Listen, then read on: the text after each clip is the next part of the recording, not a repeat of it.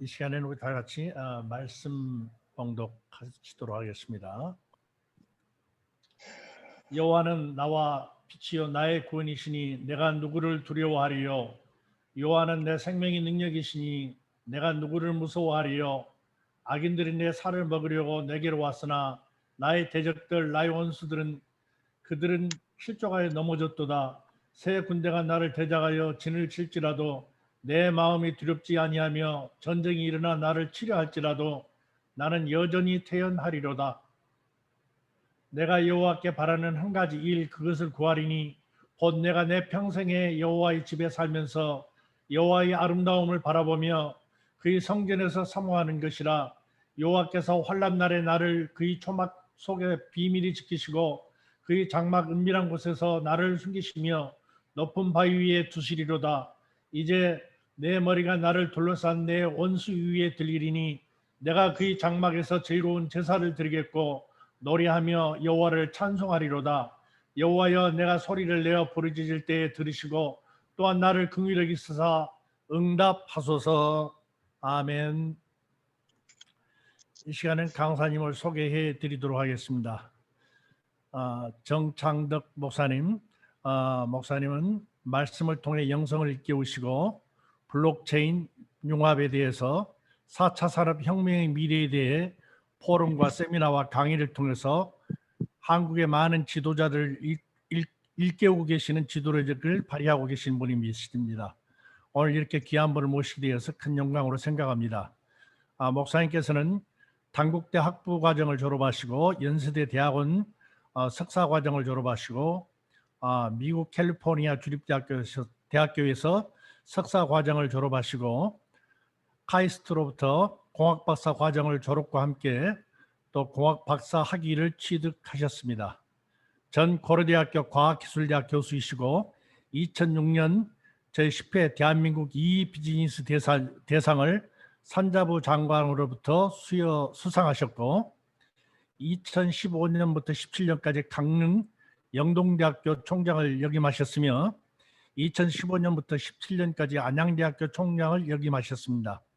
2017년부터 현재까지 송호대학교 총장에 재직 중이시고 현재 전국대학총장연합회 회장을 맡고 계시며 지난해 3월부터 매주 세계 기업인 예배를 진행하고 계십니다. 이렇게 훌륭하신 분을 모시게 되어서 큰 영광입니다. 이 아침에 다시 일어나는 힘이라는 제목으로 우리에게 말씀을 증거해 주시겠습니다. 예, 안녕하십니까. 반갑습니다. 예, 우리 사회 목사님께서 과분한 그 소개를 해주셨는데 모든 게 정말 하나님의 은혜고요. 또 이 일을 위해서 정말 애쓰시는 김인효 목사님, 또 필 한선엽, 또 오늘 기도해 주신 또 목사님, 또 간증, 찬양 모두 다 저에게 은혜가 되셨습니다. 이렇게 새벽에 예배를 준비하고 애쓰시는 모든 분들께 다시 한번 감사드립니다. 정말 얼마나 힘드십니까? 요즘에 코비드 팬데믹이라는 정말 사상 유례없는 일에 필리핀에 특별히 또 밤고라는 태풍, 또 그래서 필리핀 모든 분들, 또 우리 선교사님들 너무 많은 고생을 하고 계실 텐데 정말 하나님의 은혜가 더 충만해서 앞으로 이 일을 잘 견뎌주셨으면 하는 마음 간절하고, 또 저희는 이제 한국에서 그렇게 기도를 할 수밖에 없는 상황입니다. 그러나 이 어려움에도 우리가 다시 일어나야 됩니다. 다시 일어나야 되는 것은 오늘 시편 27편 말씀을 통해서도 다윗도 정말 우리 선교사님이나 목사님 또 이 예배를 시청하는 모든 분들 다 아시겠지만 정말 죽을 고비, 모든 정말 고난과 고통을 겪은 그 다윗입니다. 그 다윗이 죽을 고비 사울한테 쫓겨다니면서 엄청난 죽을 고비와 두려움과 공포와 그 고난과 고통이 있었지만 그런 어느 순간 다윗이 이제 본질을 회복합니다. 그리고 그 본질이 뭘까? 그러면서 다윗은 이제 내가 무엇을 두려워하리요? 이런 고백이 나옵니다. 오늘 이 말씀을 붙잡고 우리 필리핀에 있는 모든 분들, 또 우리 선교사님들, 또 자녀분들 다시 일어나야 됩니다. 그러기 위해서는 첫 번째로 다윗은 그냥 내가 무엇을 두려워하리요 이렇게 얘기한 게 아닙니다. 첫 번째로 다윗은 항상 다시 일어나기 위해서는 이 본질, 그 본질이 뭐냐면 우선순위, 삶의 우선순위가 역시 하나님에 있다. 이 우선순위를 붙든 겁니다. 나다이버지입니다. NIBG, 나다이버. 내가 아니고 하나님이다. 어느 순간 이 본질을 붙들게 됩니다. 다윗이. 그래서 지금까지 나를 그 죽음의 고비, 고통의 고비에서도 끊임없이 하나님이 나를 보살펴 주시고 살려주시고 도와주셨던 그 기억을 끄집어내서 오늘의 현실을 이겨나갔다는 겁니다. 동일합니다. 말씀이 그렇다면 오늘도 우리에게 두려움이 있고 고통이 있고 고난이 있다면 과거에 필리핀에 와서 그때 어려운 순간에 하나님이 도와주셔서 잘 극복했던 것, 그걸 끄집어내서 오늘의 현실을 이기라는 겁니다. 또 하나는 학생들 같으면 과거에 하나님이 도와주셨던 그 학교 생활을, 그걸 하나님이 도와주셔서 극복해냈던 그 기억, 좋은 추억, 성공했던 거, 또 기업을 했던 분들은 하나님이 도와주셔서 기업이 잘 됐던 그거를 조그마한 거라도 끄집어내서 오늘의 현실을 이겨나가라. 우리 옛날 어르신들 그랬잖아요. 내가 보릿고기도 넘겼는데 이것을 못 이기랴. 사랑하는 여러분, 또 그렇다면 오늘 우리에게 첫 번째 다윗처럼 본질 붙들어야 됩니다. 하나님이 도와주셨던 것, 내가 아니고 하나님이었던 것, NIBG. 그럴 때 오늘 1절 말씀처럼 하나님은 나의 빛이니 내가 무엇을 두려워하려. 다윗은 항상 우선순위가 하나님이었습니다. 프라이오티가. 시편 23편도 하나님은 나의 목자시니 The Lord is my shepherd, I shall not be. 하나님이 나의 목자라고 고백하면 우선순위가 하나님입니다. 그러면 이 영어 성경의 은혜가 더 되는 게요. 쉘이라는 단어는 내 의지에 관계없이 채워준다는 겁니다. 그래서 다윗은 이 첫 번째 하나님을 우선순위로 두고 그거 하나님이 그때 도와주셨던 걸 기억해서 끄집어내서 오늘 현실을 이겨나갔다라는 게 첫 번째고요.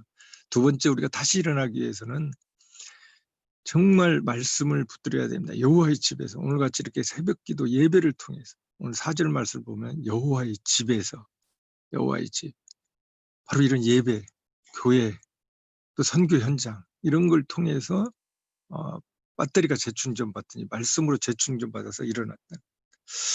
저는 옛날에 어렸을 때 보면은, 저는 시골에서 태어났습니다만은 그 지게질을 많이 했습니다.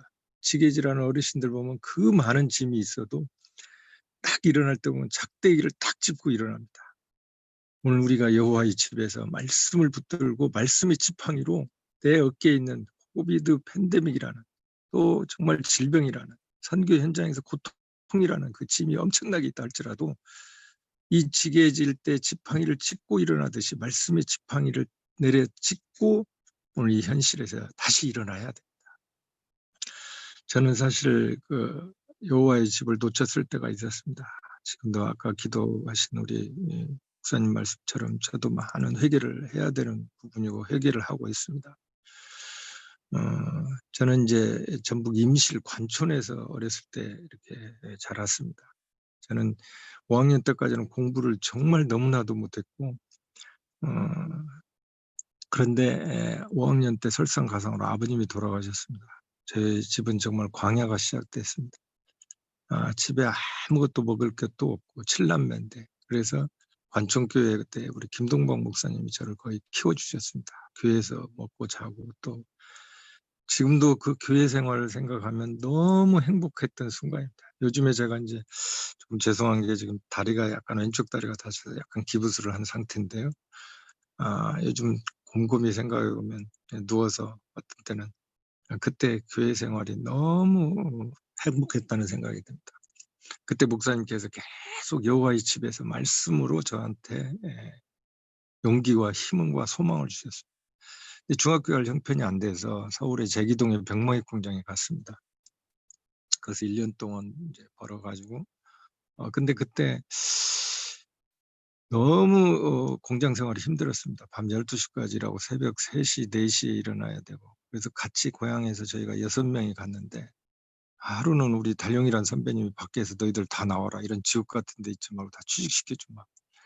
그래서 이제 용산역, 삼풍여관 제가 지금도 기억이 납니다. 그리 데리고 가 가지고 저희들에게 이제 돈을 좀 주면서 가운을 주면서 너 호텔, 여관 뽀이로 취직시켜 주마. 그때 당시에는 호텔, 여관 뽀이로 가면 돈은 좀 많이 벌었습니다.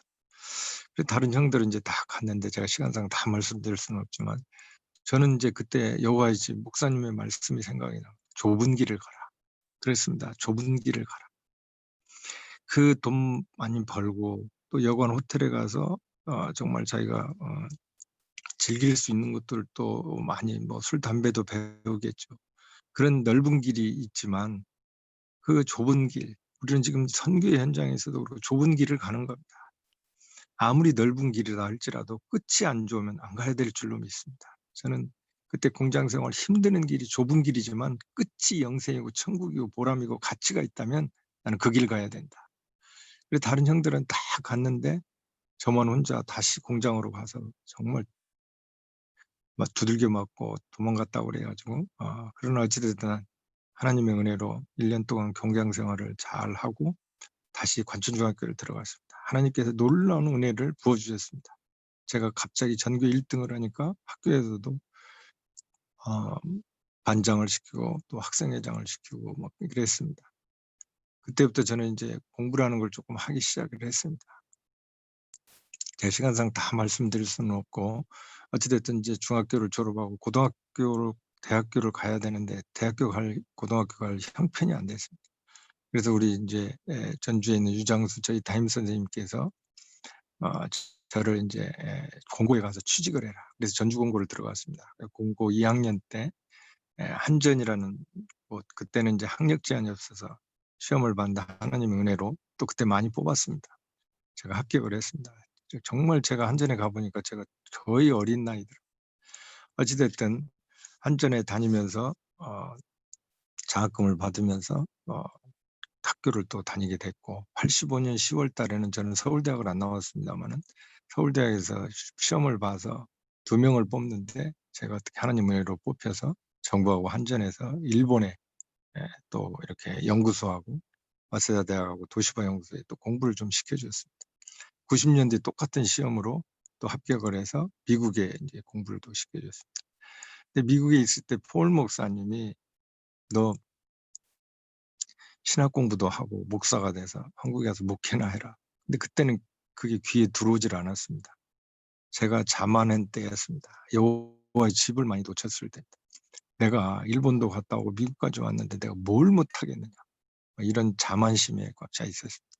그래서 한국에 미국에서 목사님 말씀처럼 물론 공부는 신학 공부도 좀 하고 목사 안수도 받았지만 한국에 와서는 제가 96년도에 제가 그 엄청난 무역센터에서 세미나를 막 했습니다. 창조성, 지금 말하면 이제 스마트 시티, 유비쿼터스 뭐 이런 거에 대한 4차 산업 이런 거에 대한 막 세미나를 해서 사람들이 많이 몰리니까 그리고 언론에 많이 스포트를 받으니까 더 교만해지기 시작했습니다. 그러다가 96년 10월 달에 제가 아침에 일어나는데 갑자기 감기 기운이 오래 갔었는데 몸이 좀 이상했습니다. 그래서 경희대 병원에 갔더니 아침부터 저녁까지 검사를 받고 나니까 저녁에 저를 비닐방에다 집어넣습니다. 의사 선생님이 고개를 갸웃거리더니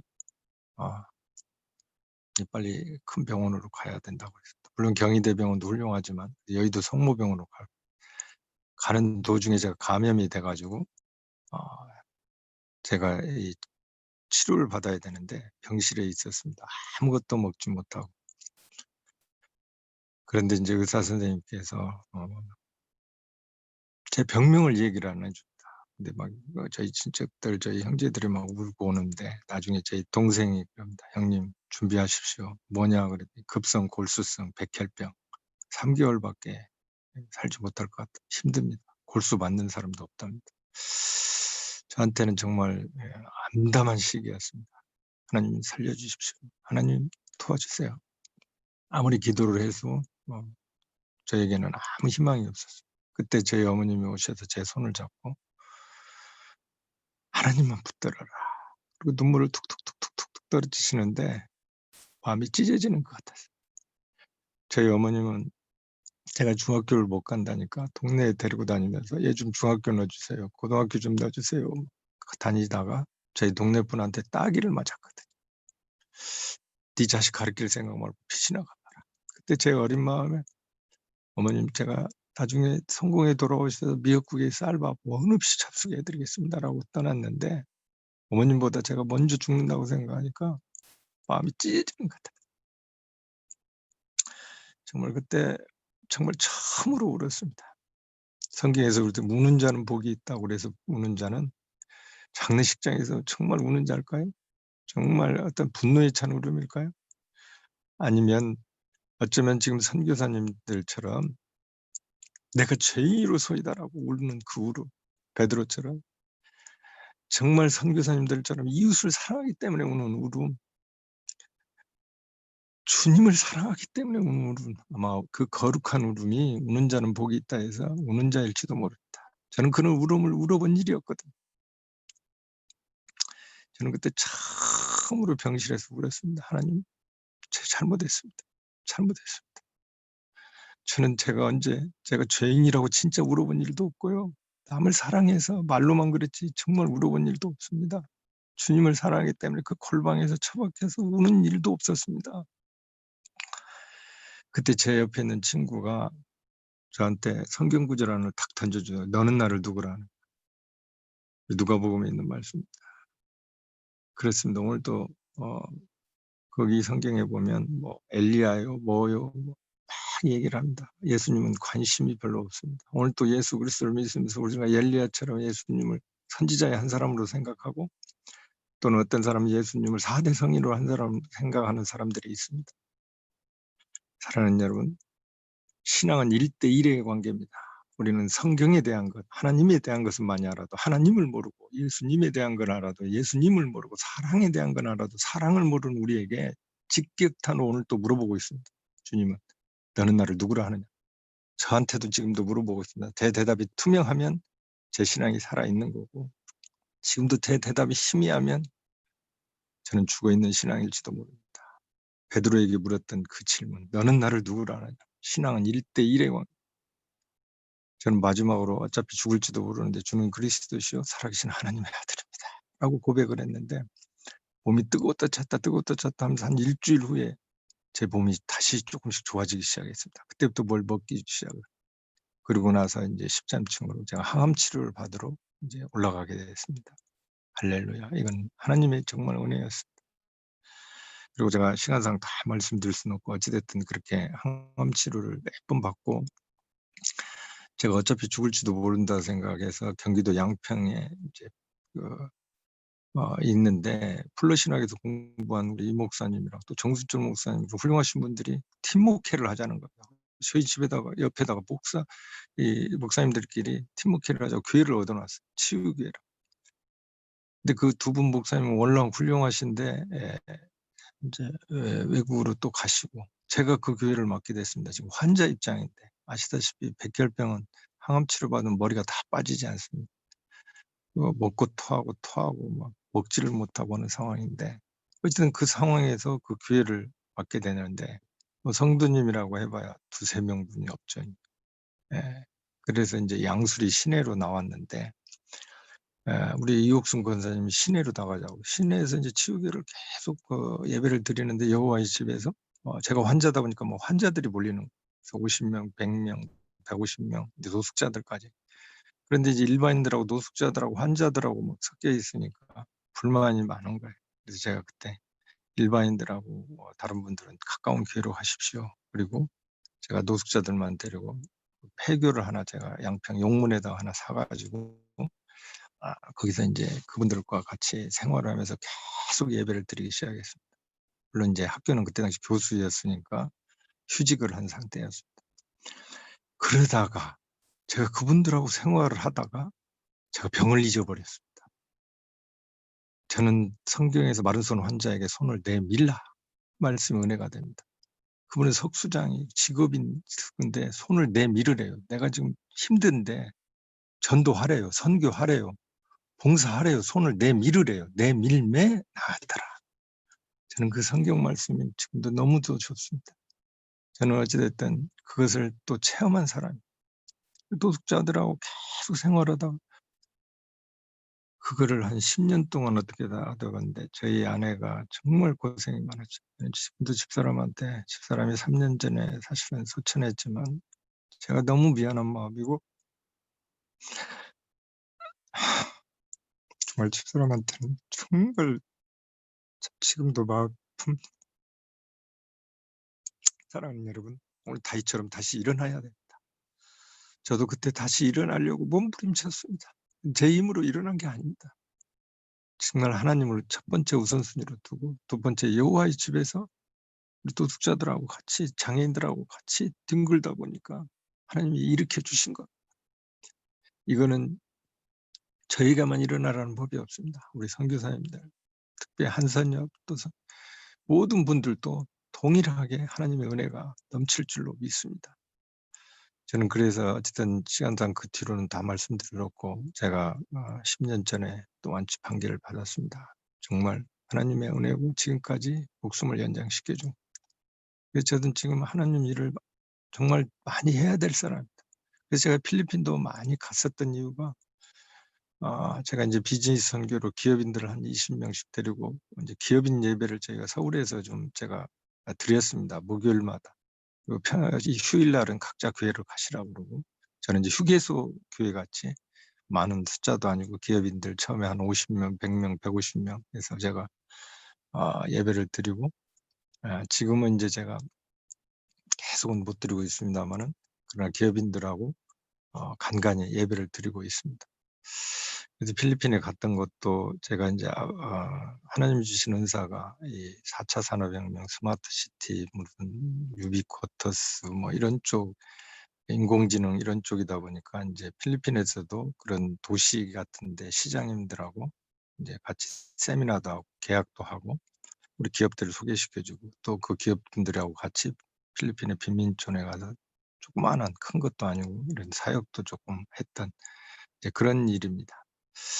어찌 됐든 저도 그래서 사실은 필리핀에다가 사실은 이제 여호와의 집도 떠나지 않도록 하기 위해서라도 제가 거기다 사실은 대학 연합 회관 같은 연합 본부 같은 걸 하나 만들고 싶었습니다. 사실은.